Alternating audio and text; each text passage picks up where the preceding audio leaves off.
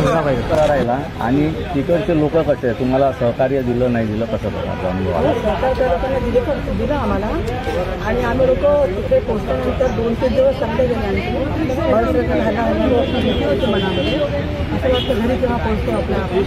पण आम्हाला आंबेडकर साहेब त्यांच्यामुळे सर्व माणूस मुंबईला पोहोचत होते. आणि मुंबईतून आपल्याला फार गाडी करून दिली आम्हाला. सध्याचं वातावरण तुम्ही निघाले तेव्हाचं वातावरण त्या ठिकाणचं कसं? एक दिवस बंद होतं नंतर मग हळूहळू सगळं निवडलं. मग लोक यायला लागले होते, पण पोलीस भरपूर होते.